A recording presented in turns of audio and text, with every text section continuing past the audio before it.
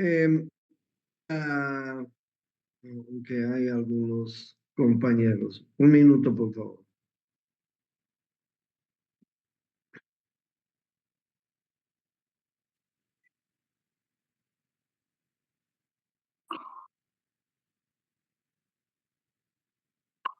Recording in progress. Bien, esta es una definición también de fisiopatología. Yo ya les he comentado algunas definiciones y esta es otra, ¿no? La fisiopatología se ocupa de los trastornos de la fisiología normal, los mecanismos que los producen y las formas en que se manifiestan como signos y síntomas. Bueno, bien, es importante que nosotros veamos algunas alteraciones de la normalidad que ocurren gracias a la aparición de las enfermedades. Cuando hay una alteración, cuando hablamos de fisiopatología, pues tenemos que referirnos a las anomalías, ¿no? A las malformaciones congénitas, a las anormalidades congénitas o adquiridas, a las secuelas. Como ustedes saben, hoy en día es muy común, muchachos, que el código genético de las personas cambie. Nosotros tenemos, como ustedes saben, 46 cromosomas, los seres humanos. De esos 46 cromosomas, 44 son autosómicos y 2 son sexuales. Y dentro de los cromosomas tenemos el material genético. El material genético que es el encargado de darnos las características físicas y genéticas que cada uno de nosotros tiene. Es decir, el fenotipo y el genotipo, ¿sí? Si yo le pregunto a cualquiera de los que están presentes en este momento, ¿a quién te pareces? Ustedes me van a decir, pues tengo esto de mi mamá, esto de mi papá. Cada uno de nosotros tiene un fenotipo, es decir, las características físicas que hemos heredado de los padres, ¿sí? Pero también tenemos un genotipo que también nos han pasado nuestros padres. Cada uno de nosotros tiene un genotipo. Ese genotipo va a ser transmitido a nuestra descendencia y nuestra descendencia va a adquirir un genotipo producto de la unión de las células materna y paterna, ¿sí? De tal manera que cada uno de nuestros descendientes va a tener su propio genotipo. Entonces, bueno, dentro de los cromosomas tenemos el material genético, el famoso ADN. Y les cuento que tenemos aproximadamente 25,000 genes activos que nos dan las características que en este momento tenemos todos nosotros. Los que estamos, gracias a Dios, sanos o los que hemos nacido sanos, pues tenemos aproximadamente esos 25,000 genes activos y normales, entre comillas normales, porque no sabemos si alguno de los genes que tenemos es anormal, si alguno de los genes que tenemos está programado para que nos aparezca alguna enfermedad años después, porque algún gen puede estar programado para que alguna persona en el mundo, en el planeta, tenga una enfermedad después del nacimiento. ¿Entienden? Alguien tiene un gen para programar en su edad adulta un cáncer. Alguien tiene en su material genético genes que programen que en su edad adulta les aparezca alguna enfermedad autoinmune. Alguien está programado para que cuando sean adultos, pues hagan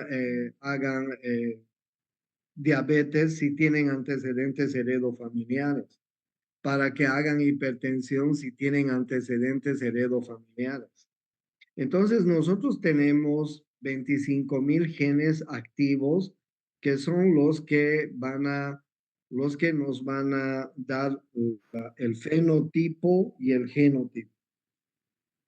Pero les cuento que dentro de la molécula del ADN, aproximadamente tenemos 300 millones de nucleótidos. Adenina, timina, citosina, guanina, adenina, timina, citosina, guanina, que son las moléculas que forman el ADN. Cuando estas moléculas, adenina, timina, citosina, guanina, se unen en grupos, forman genes.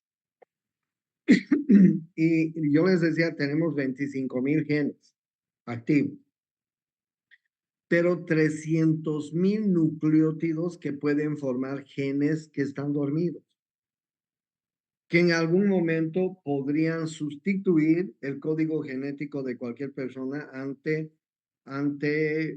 pues factores importantes que tenemos en la naturaleza.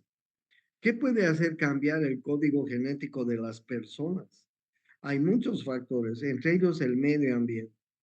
El medio ambiente es uno de los factores más importantes que puede hacer cambiar el código genético. Acuérdense ustedes si han visto alguna vez la historia de la humanidad, cuando los americanos lanzaron bombas atómicas en Hiroshima y Nagasaki al final de la Segunda Guerra Mundial, mataron a millones de personas y los que sobrevivieron, pues tuvieron muchas alteraciones genéticas porque aspiraron ese humo radiactivo de la bomba atómica. Si ustedes han visto y si no han visto, les recomiendo que vean una película que hace un poco tiempo estaba en el Netflix, no sé si sigue, se llama Chernobyl. Chernobyl. Chernobyl es una planta nuclear que tenían los de la URSS, una planta nuclear oculta en Ucrania, precisamente el país donde están en guerra. Y algún día de esos, hace unos 30 años atrás, estalló un caldero radiactivo.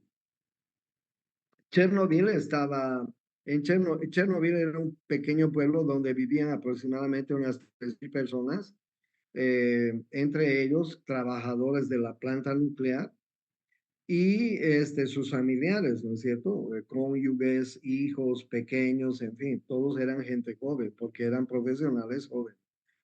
Entonces, los trabajadores que tuvieron contacto directo con el estallido del caldero sufrieron quemaduras por radiación nuclear. Yo espero que ustedes nunca tengan la posibilidad de ver una quemadura por radiación nuclear. Yo soy un médico viejo, pero nunca he visto quemadura por radiación. Y en la película se ve cómo es una quemadura por radiación. El cuerpo se desintegra, chicos, en 48, 72 horas se desintegra el cuerpo, se deshace el cuerpo.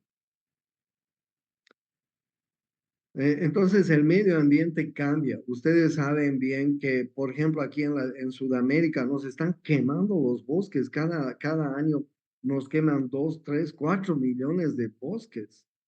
No solamente en Bolivia, en Brasil, en Chile, en Argentina, en todo lado. O sea, quemar bosque, hay cierto momento del año que estamos aspirando, estamos respirando humo, como si nos metiéramos en una taberna y que esta taberna estuviera lleno de humo, ¿no? Imagínense, ¿creen ustedes que no nos puede hacer daño? Claro que sí. Entonces, el medio ambiente es muy importante. Otro de los factores que puede alterar la normalidad de nuestro código genético es el estrés. Como yo les decía en la anterior clase, la definición de salud de la Organización Mundial de la Salud es el bienestar físico, mental y social. Pero ustedes vean, y ya les decía, cómo estamos hoy en día. Solamente hablemos de la población boliviana. Cada día estamos viendo noticias feas, malas, todos estamos eh, teniendo problemas de transporte, de combustible. Cada día vemos que hay robos, asesinatos, violaciones. Miércoles, una sociedad de una sociedad de miércoles. ¿Me entienden? Podemos estar, podemos estar con sana salud hoy en día si dice salud es el bienestar físico, mental y social. pero socialmente estamos mal. Psicoemocionalmente estamos mal. Probablemente físicamente no tengamos nada, pero psicoemocionalmente todos tenemos preocupaciones. Todos tenemos preocupaciones. El estrés es un factor muy importante. Las drogas, el alcohol, el tabaco, medicamentos son factores que pueden alterar la normalidad de nuestro código genético y aparecer como ustedes ven en la diapositiva, pues enfermedades y alteraciones de la mente, ¿sí? Y estas alteraciones de la normalidad, es decir, formas generales de la enfermedad, se traducen en lesión de los órganos, lesión orgánica, en trastornos funcionales, claro, en disturbios fisiopatológicos, ¿no? A veces en afección local y en afecciones generales. Un claro ejemplo de esto es la diabetes. Habíamos hablado de la diabetes, ¿no? Fíjense ustedes, la diabetes hay una lesión orgánica, el páncreas. El páncreas no tiene células beta adecuadas que puedan fabricar adecuadamente la insulina. ¿No es así? Y eso hace que haya trastornos funcionales, porque la insulina es la encargada de abrir las compuertas en la membrana celular para que se introduzca el azúcar dentro de la célula. El azúcar, el oxígeno, el yodo son tres combustibles esenciales para el metabolismo de la célula. Si no hay insulina que abra las compuertas de la célula, estamos jodidos. El azúcar se va a mantener en el espacio extracelular y va a elevarse en la sangre. ¿Me entienden? Porque el páncreas no fabrica una insulina, no fabrica insulina o fabrica una mala insulina. Entonces hay un trastorno funcional. ¿Va a haber disturbios fisiopatológicos en ese organismo? Por supuesto. ¿Va a haber afecciones locales? Sí. Imagínense las complicaciones crónicas de la diabetes. Hay una retinopatía diabética, hay una neuropatía diabética, hay una vasculopatía diabética, neuropatía diabética, el pie diabético. Hay una afección local, hay una afección, la hipertensión y cualquier otra enfermedad puede producir trastornos de esta naturaleza que les estoy mostrando en la diapositiva. Ahora bien, ¿hay factores relacionados al desarrollo de la enfermedad? Claro, yo les comentaba de la predisposición genética que tenemos, ¿no es cierto? De los cambios que puede haber en el código genético, de los factores que pueden alterar nuestro código genético y claro, de la predisposición genética también. Si tú has tenido a familiares directos con diabetes, pues tienes que cuidarte en la vida porque es probable que en algún momento de tu vida hagas una diabetes. Es más, hay niños que nacen con diabetes juvenil, diabetes tipo 1, ¿no es cierto? Si tú has tenido familiares directos que han tenido hipertensión, tienes que cuidarte en tu vida, porque es probable que hagas hipertensión en algún momento de tu vida. Si tú has tenido familiares que han muerto con cáncer o que han tenido cáncer, pues tienes que tener cuidado porque en algún momento de tu vida puedes virar a un cáncer. ¿Ok? Entonces, la predisposición genética, la susceptibilidad orgánica, las conductas no saludables son importantes. Como yo les decía, no, fíjense el Canva normal. Desde el jueves comienza con sus reuniones de frate, antes del carnaval, ¿cómo hacen en Santa Cruz? El jueves hay reunión de la frate. Tengo que ir porque estamos en preparativos del carnaval. Tengo que ir a hacer mi churrasco y además tomar mi cerveza. El viernes tengo que ir porque me tengo que encontrar y además es caro. El sábado, el domingo, otra vez churrasco, otra vez cerdo, otra vez algún alimento grasoso. El lunes de patos, miren cómo los cambas comemos tanta grasa, ¿no? Comida chatarra, nos gusta la hamburguesa, nos gusta el pollo a la brasa, digo el pollo a la braster y en fin. Entonces, no tenemos una conducta saludable adecuada. Por eso es que Hablaba un día con el presidente de endocrinología, que es mi amigo, y me decía, en Santa Cruz, de cada 10 habitantes que vivimos en Santa Cruz, Cambas y no Cambas, entre 3 y 4 en algún momento de su vida van a desencadenar diabetes y además ahora, ¿no? Síndrome metabólico, que es una epidemia en el planeta. Síndrome metabólico. ¿Qué es el síndrome metabólico? ¿Quién sabe qué es el síndrome metabólico?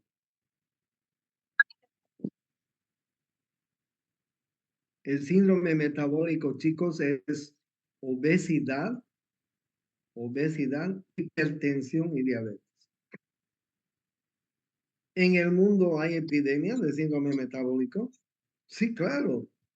Vayan a ustedes a Estados Unidos, vengan aquí a Latinoamérica. Los niños ahora son gordos.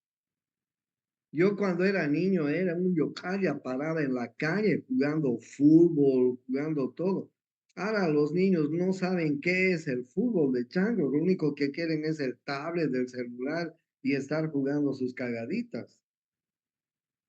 A los niños hay que obligarles a que vayan a hacer algún deporte hoy en día. Y cuando llegan al colegio, pues les dan solo chatarra en los snacks del colegio. ¿No es cierto? Asadito, donuts, salteñas, papa frita, sodas, en fin. O sea, es una conducta insalubre, no saludable. Y no solo es Santa Cruz, es todo el mundo. Los niños son gordos. La personalidad y actitud hacia la vida, ¿no? Por eso es importante que nosotros como médicos enseñemos a la gente, enseñemos a nuestros pacientes a que tengan una conducta saludable, a que hagan ejercicio, a que no tengan una vida perezosa, sedentaria. La gente tiene que ir encontrando qué haceres físicos. ¿Entienden? Porque si no vamos a, si no hacemos, si no hacemos la corrección de estos problemas que hay en la población, pues vamos a tener enfermedades, vamos a tener enfermedades. Por eso es importante que nosotros como médicos hagamos la prevención, hagamos la prevención. Si nosotros hacemos la prevención, en la población, vamos a evitar enfermedades. Por ejemplo, cuando ha habido la epidemia del COVID, ¿quiénes han enseñado a la gente a lavarse las manos, a usar alcohol, a usar barbijo, a desechar la ropa en un cuarto aparte, etcétera? Los médicos. De esa manera hemos podido controlar y sobrevivir muchos, sobre todo los mayores. Ustedes también han tenido que ser parte de esa epidemia, ¿no? Han tenido años que han pasado virtualmente en la escuela, ¿entienden? Entonces, somos los médicos los que vamos a prevenir enfermedades, enseñar a la gente conductas saludables y enseñar actitudes positivas hacia la vida. ¿Ok? Eso es muy importante. Apaguen por favor sus micrófonos. Entonces, la importancia de la fisiopatología es ayudar a comprender que muchas de las alteraciones que hay cuando aparece una enfermedad son muy funcionales, estructurales, son mixtas. Es un puente la fisiopatología entre las ciencias básicas y la clínica, ¿no es cierto? Ustedes han aprendido anatomía, histología, embriología, bioquímica, en fin, todas las materias importantes que hay en las ciencias básicas y ahora están en un puente en fisiopatología, semio, farmaco, para entrar luego a las clínicas, ¿no? Y ser buenos médicos. Entonces, determina los mecanismos íntimos de la enfermedad y orienta a la prevención. Esto es fundamental, chicos. Orienta a la prevención y a la terapia temprana. ¿De qué nos sirve tener un paciente hipertenso que tenga insuficiencia cardíaca grave, que no pueda ni dormir en posición normal, que tenga ortopnea, que tenga disnea incluso a pequeños esfuerzos? ¿De qué nos sirve? Es un paciente que toda la vida va a ser gastada a los servicios públicos. ¿De qué nos sirve tener un diabético que tenga que hacer diálisis todos los 2 veces a la semana? Es un paciente que va a hacer gastar a los gobiernos. ¿Ya para qué nos sirven esos pacientes? Entonces, tenemos que hacer la prevención. ¿Ok? Entonces, hay alteraciones en los procesos celulares. Es muy importante. Es muy importante esto que también concentración aumentada de los constituyentes celulares, acumulación anormal de las sustancias, cambios en el número o tamaño celular, cambios estructurales celulares letales. En realidad, hoy en día la medicina está concentrándose a nivel celular, a nivel genético, a nivel bioquímico, a nivel biológico, ¿entienden? Porque las investigaciones están yendo, finalmente llegaron a descubrir que hay cambios dentro de una célula, dentro de las células que conforman nuestro organismo, ¿ok? Y entonces todas las investigaciones están basándose en qué cambios celulares hay en una célula cuando aparece una enfermedad. Es una, es una medicina nuclear, es una medicina biológica la que se está haciendo. Por eso es que el médico tiene que saber muy bien histología, tiene que saber muy bien bioquímica, tiene que saber muy bien anatomía, fisiología para darse cuenta de los cambios que hay estructurales durante la salud. Ustedes pueden ver que hay estímulos que pueden causar lesiones, ¿no? Agentes físicos, ustedes vean los agentes físicos, traumas térmicos, electricidad, irradiación. Agentes químicos, drogas, venenos, tóxicos, comidas, microorganismos que pueden causar lesión, virus, bacterias, hongos, hipoxia es un factor muy importante que puede causar lesión. ¿No es así? La hipoxia, porque pues somos organismos que viven con oxígeno. No podemos vivir sin oxígeno. Ninguno de nuestros órganos puede no recibir oxígeno. ¿Entienden? Defectos genéticos, ¿sí? ¿Por qué aparecen ahora cada vez más malformaciones congénitas? Más labios leporinos, más paladares hendidos, más enfermedades genéticas, malformaciones cardíacas, malformaciones respiratorias, malformaciones intestinales. ¿Por qué aparecen más trisomías del par 21? ¿Por qué aparecen más trisomías del par 17? ¿Por qué aparecen tantos problemas de orden genético?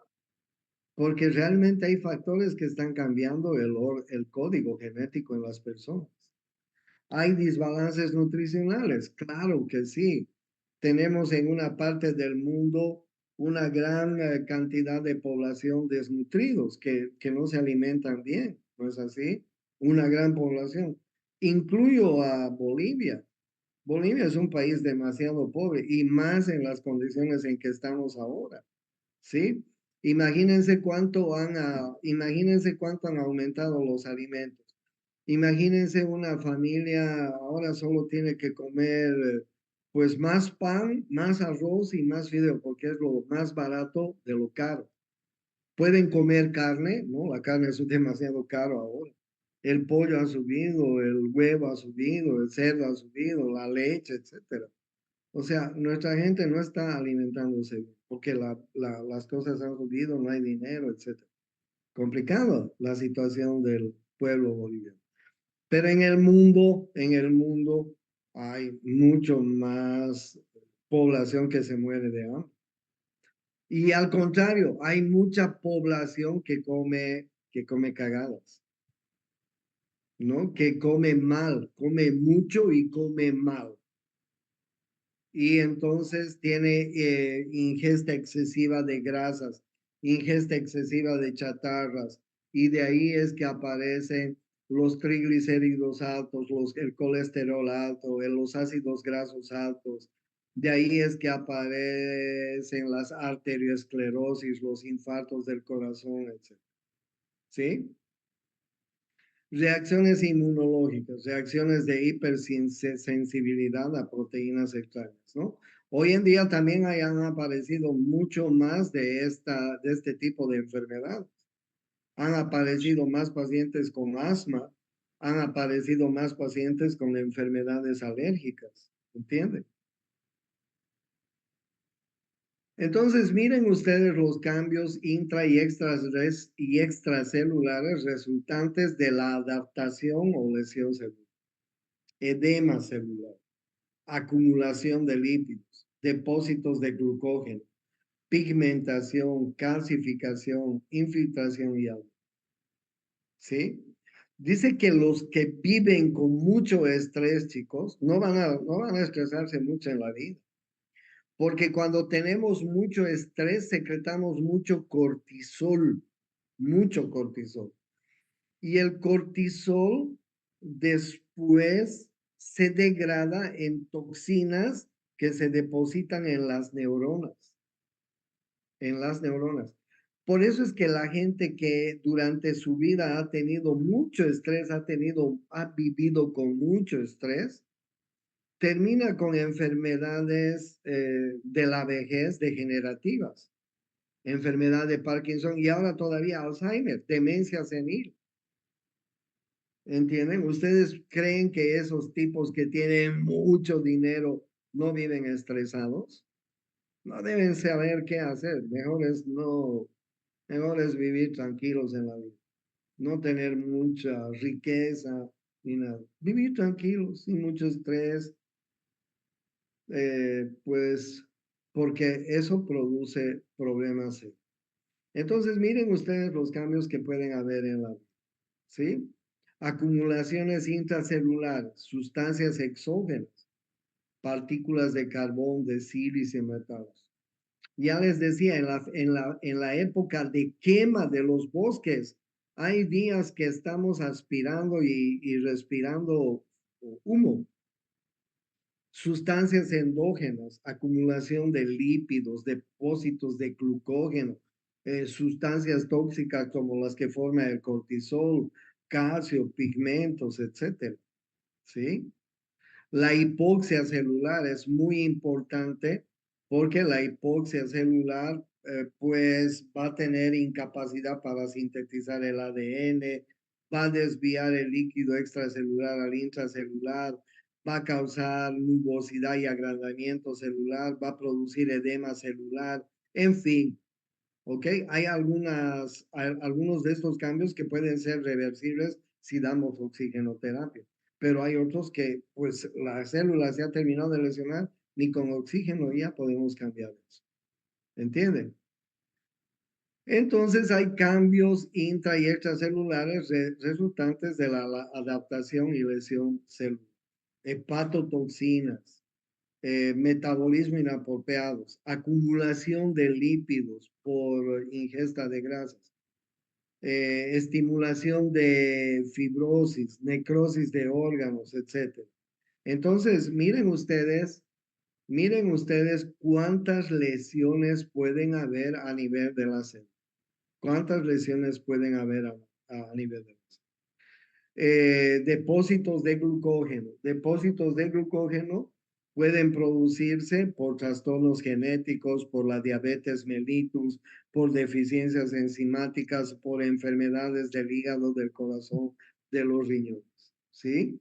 Fíjense, depósitos de glucógeno. ¿Ok? Pigmentos, por estímulos exógenos o endógenos. En la enfermedad de Addison, en la lipofusina en los viejos, en la hemosiderosis por aumento o baja del fierro dietético, pueden producir pigmentación en intracelular, ¿sí? Calcificación por cánceres metastásicos, desbalances metabólicos entre el calcio y el fósforo, calcificaciones en piel, en tejidos blandos, en vasos, en corazón, en riñones, calcificación por heridas mal cicatrizadas. Miren ustedes cómo puede haber tantos cambios a nivel celular. infiltraciones hialinas, ¿sí? Cambios hialinos intracelulares, agregados proteicos, agregados de inmunoglobulinas, nucleoproteínas virales. Miren ustedes cuántos cambios. Y los cambios que pueden haber a nivel celular son estos que ustedes están viendo. La atrofia, la displasia, la hipertrofia, la hiperplasia, la metaplasia, ¿sí? Y es aquí donde voy a hacer una pausa para explicarles en la siguiente clase, porque ustedes van a ir viendo que muchas causas patológicas producen estos cambios a nivel celular. ¿Sí? Se producen atrofias en los órganos, en los músculos que no son utilizados por alguna enfermedad. Sí. En los pacientes que no hacen ejercicio, en los pacientes que no tienen una buena nutrición, etcétera. Y es más, nuestras células, nuestros tejidos van sufriendo displasia, van sufriendo hipertrofia, van sufriendo hiperplasia, metaplasias. Por eso es que hoy en día los médicos hacemos control preventivo de muchas enfermedades. Por ejemplo, una mujer que está con una vida sexual activa desde el momento que se casa hasta su vejez, hasta que le llega la menopausia y más después, periódicamente tiene que hacerse exámenes del Papa Nicolau. Periódicamente tiene que hacerse mamografías. Los hombres, cuando llegamos a los 40 años, periódicamente tenemos que medirnos la enzima que controla la hiperplasia prostática, porque uno de los problemas que tenemos los varones es el cáncer de próstata. Tenemos que hacer controles de muchos de nuestros órganos a través de exámenes laboratoriales que manejamos los médicos. Y los médicos somos capaces de, digamos, percatar estos cambios que hay en los tejidos, en las células, con mucha antelación y hacer que nuestros pacientes no empeoren, no se deterioren y pues no terminen más su vida. Por eso que los médicos tenemos que aprender a hacer controles preventivos. ¿Sí? Y aprender a hacer también y solicitar exámenes. Por eso ahí tenemos exámenes laboratoriales, exámenes imagenológicos, ecografía, tomografía, resonancia. Tenemos exámenes enzimáticos, tenemos muchos recursos hoy en día para controlar y determinar que no haya estos cambios celulares. ¿Ok?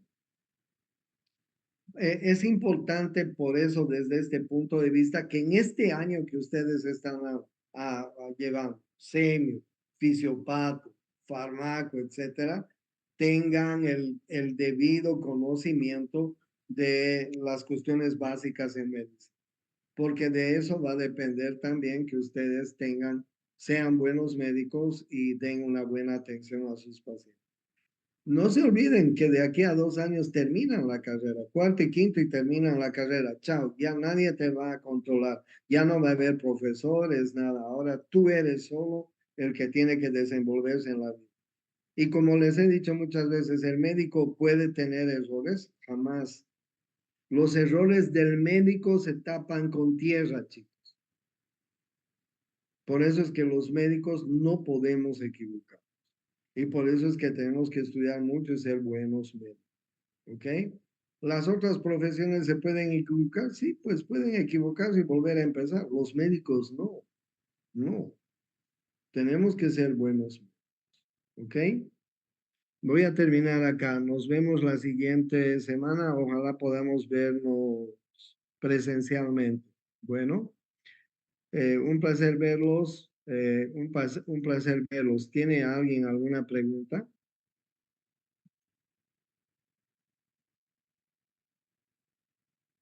Ya. Chao chicos, hasta luego. Hasta luego. Record